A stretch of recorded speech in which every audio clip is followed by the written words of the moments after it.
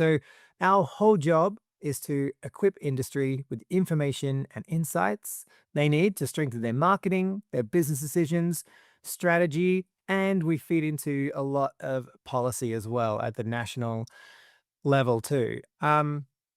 We are doing some really fun things with data at the moment. We do run a big intercept study in our airports for our international survey and visitor movement. But domestically, we've started using over the last year mobility data. So, mobile phone tracking data combined with survey data, creating synthetic data.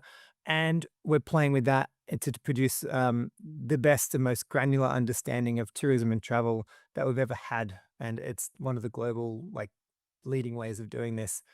So, first up, why these areas? What's the importance of them? Well, accessible tourism has been called out in many ways, not only for driving inclusivity, but also even it is a huge business opportunity as well for both destinations and companies. Just a couple of stats and global facts there as well.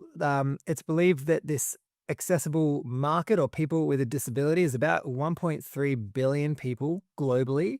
And those people who are over 60, almost 50% of them have some form of disability. As well, if you can capture some of the accessible and tourism market, these people typically are more likely to travel with a companion, with 2 to 3 companions as well. So you're not just getting one person, but you're getting a few others as well. And I think just being blunt about it, if you look at the kind of global places where the money is and what's happening with an aging population, it's the aging population that have the money, right? So they've got the disposable income. We know the stories that the boomers are traveling, and things need to be inclusive and be able to be catering for this group as well.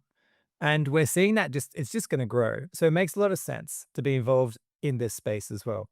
There's some fantastic resources out there for this too, just calling out the UN stuff if you're ever looking into a bit more to get in this space too. When we dove into a little bit about spend as well, we thought, well, what is the area that they're overspending or underspending? How does it differ from the rest of travelers? What you can see on this chart is two very, very similar bars. And this again is such an interesting finding. I think sometimes when we see things go, oh, there's nothing there. But no, this is great. I love this that it's like, wow, they're not this completely different group. When they arrive, an accessible traveler is still just a person, just traveling, and they're spending nearly the exact same spend patterns as what we're seeing as other travelers. The biggest difference there, it's 2%, and it's on airfares. So travelers with accessible needs, slightly likely to be spending, slightly less likely, sorry, to be spending on airfares there as well.